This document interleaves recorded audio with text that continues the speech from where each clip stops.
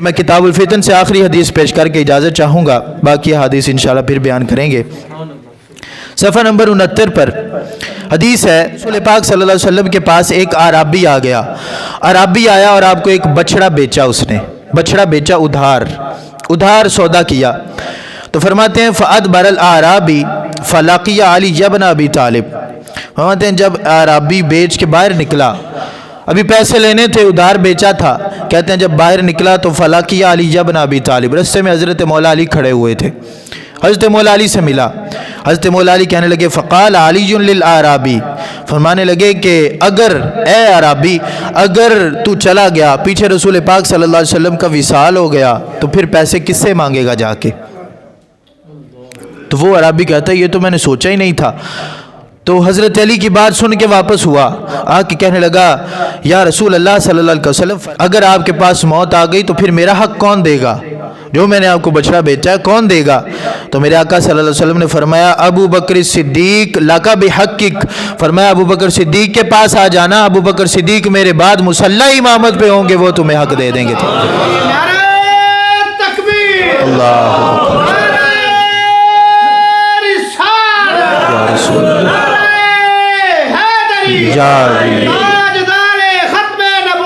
زندہ باد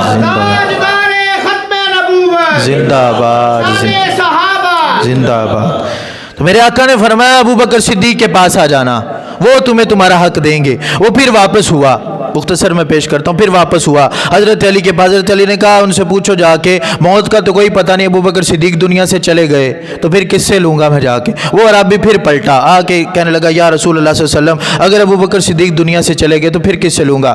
آپ نے فرمایا عمر بن خطاب کے پاس چلے جانا، اس کے پاس سے حق ہوگا، اس سے اپنا حق لے لینا۔ خلافت بیان ہو رہی ہے، سرکار بیان کر رہے ہیں میرے بعد خلیفہ فلاں، یہ اشارہ مل رہا ہے۔ فرمایا عمر بن خطاب کے پاس چلے جانا۔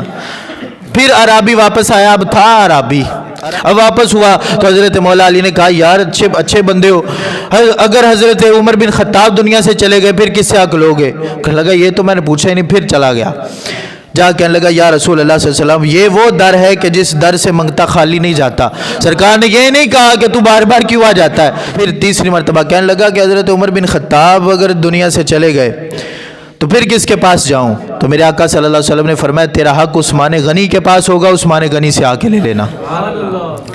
اب اگلی بات بڑی ہے وہ لطف اندوز ہے کہ اب چوتھا جو معاملہ تھا پھر ہوا تو حضرت علی رضی اللہ تعالیٰ عنہ پھر بھیجا اس کو کہ اگر عثمان نہ رہے تو وہ پھر چلا گیا۔ تو کہنے لگا کہ اگر حضرت عثمان بھی نہ رہے فَإِمَّا عثمان، اگر عثمان بھی نہ رہے تو پھر کیا کروں گا؟ تو رسول پاک صلی اللہ علیہ وسلم نے اب چوتھے خلیفہ حضرت علی ہیں، تو سرکار کو یہ فرمانا چاہیے اب جو پیچھے سے بات آ رہی ہے کہ تم علی بن ابی طالب کے پاس چلے جانا، وہ تجھے تیرا حق دیں گے، لیکن یہاں پہ سرکار نے کیا فرمایا؟ بہت سے عقیدے پتہ چلتے ہیں، ایک تو خلافت کی ترتیب پتہ چلی، ایک رسول پاک صلی اللہ علیہ وسلم کا غیب پتہ چلے گا۔ میرے آقا صلی اللہ علیہ وسلم نے کیا فرمایا؟ فرماتے ہیں فَإِلَى الَّذِي أَرْسَلَكَ، فرمایا کہ جب اس نے آ کے کہا نا کہ اگر ابو بکر بھی نہ رہیں، عمر بھی نہ رہیں، عثمان بھی نہ رہیں تو پھر آپ کس سے لوں؟ تو میرے آقا نے یہ نہیں فرمایا علی بن ابی طالب کے پاس چلے جانا، فرمایا جب تو باہر جاتا ہے، جو شخص تجھے باہر دروازے پہ ملتا ہے، جب یہ سارے چلے جائیں، وہ جو باہر کھڑا تجھے بار بار بھیج رہا اس کے پاس چلے جانا، اس کے پاس تیرا حق ہوگا۔ یہ میرے آقا صلی اللہ علیہ وسلم کا علم غیب ہے کہ میرے آقا بیٹھے ہوئے ہیں اور باہر مولا علی کھڑے ہیں، اور میرے آقا فرما رہے ہیں یہ نہیں فرمایا علی بن ابی طالب سے لے لینا، یہ بھی کہہ دیتے ٹھیک ہوتا، فرمایا باہر بار بار جو تجھے میرے پاس بھیج رہا ہے، جب یہ تینوں نہ رہیں تو پھر علی بن ابی طالب یعنی باہر بھیجنے والے سے اپنا حق لے لینا۔